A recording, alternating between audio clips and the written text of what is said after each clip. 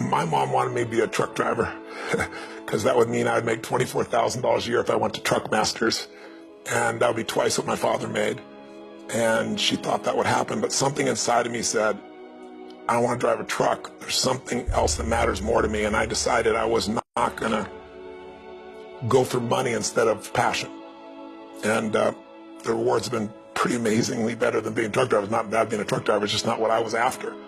And I look back, and one of the things that helped me was my original teacher, Jim Rohn, who was a personal development speaker I went to hear when I was 17. He said something the first time I heard him, and he said, you know, it's really simple. If you want life to change, you got to change. If you want life to be better, you got to get better. It's the only way it happens. And luck will show up for people and it'll leave them. But if you're constantly improving who you are and what you give, game over. When people ask me, what does it take to be happy? I always tell them one word: progress. Progress equals happiness. Even if you're not where you want to be yet, if you're on the road, if you're improving, if you're making progress, you're going to love it. You're going to feel alive. On the other hand, it doesn't matter how successful you are. If you stop growing, you start dying inside. I've always had this belief: if you want to be successful at anything in life, never leave the sight of setting a goal without doing something that commits you to fulfillment. If you get, like, you're in state, right, when you do something. While you're in state, that's the time to commit yourself to something that makes you follow through. So I'd call somebody up, I'd schedule something, I'd walk in the next meeting, I'd sign up for the class, I'd enroll the guy who was going to mentor me, I'd set the meeting with a mastermind of people I met. I did something so that whatever I committed to, there was something when I went home that told me there. It's structure. This could be the greatest time you ever live if you control what you focus on, if you find a more empowering meaning, and if you decide to model the actions of those who succeeded before you.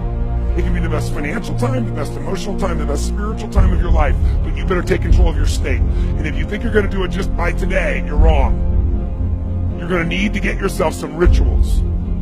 Right now, every one of you in this room is controlled by your rituals. I don't just mean this one. I mean every morning you get up. I know your body. I can look at your body right now, and I can guess your rituals. Some of you, your rituals to work out 5 times a week, I can see it clearly. 4 to 6 times a week, it's obvious. Because you couldn't look like that if you didn't do that. Some form of workout. I don't care if it's walking, lifting, whatever. Some of you, it's obvious that lifting weights is part of it. You can see by that man's muscles.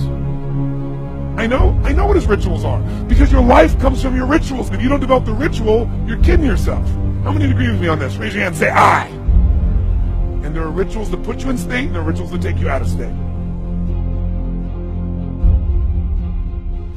But if you've got what you know, that focus, the target, and you got the toolbox, and you're still not getting what you want, it's because you got inner conflicts. That's what they're doing. You've got to resolve your inner conflicts.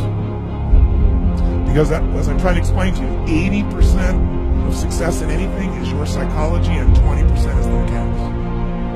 So those inner conflicts are when you take 2 steps forward, you pull 3 steps back. Right? When you say, boy, I'm totally committed to this, but you don't follow through. This is my expertise, the why guy part. Why? Why do you keep saying you want this? You have crystal clarity, you have the tools, and you're still not getting it? There's a conflict in you. Align your life with what is most important to you. And then once you are in a position where you're aligned, guess what you'll do? Take action. You won't have to work out. When everything's in alignment, there's nothing pulling you away, boom, you go for it. Progress comes when you tell yourself the truth and you're able to feel the uncertainty and take action anyway. The thing that stops us all is fear. It's no surprise. Fear of failure, fear of rejection, fear of the unknown, fear of not looking good. And that fear we can translate into the simple thing of uncertainty. Now, when you look at someone who's incredibly successful, you look at someone who's truly a leader in their life or in their field, the one thing they have in common is they exude this sense of certainty. And where's that come from? Is it inborn? Are they lucky? Are things just going their way? No, great leaders know how to step in the uncertainty and bring the certainty to the situation. Most people in life, we really feel like the level of stress in our life comes to how much of life do you feel like you control, or how much does life control you? Do you tend to control more of what's going on, or events controlling you? It's very easy to have those events start to take control unless we take control of what's between our ears, our own mind. You see, what you and I focus on massively affects how we feel, whether we're thriving or surviving.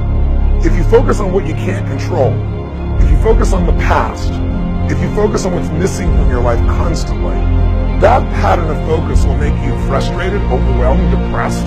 It won't even matter if you're taking antidepressants. If you keep focusing on what you can't control, what's missing from your life, you're going to feel depressed still. You can take as many antidepressants as you want. Focus equals power. If you want to thrive, you got to focus on what you can control. You got to focus on the difference you can make. You got to focus on what's already in your life that you're grateful for. So you got to find a story that's going to empower you to act. A story that's going to get you to find the breakthrough. Because otherwise, with a lousy story, you'll never find the strategy, or you'll come up with a reason why it's too expensive, you can't get there, you can't access it, or you'll even get the strategy and then half-assed apply it just so you can reward your story that says it doesn't work because I tried it. Resourcefulness is the ultimate resource. And if you don't have what you want, stop telling yourself a story because you don't have the money, you don't have the time. That's bullshit.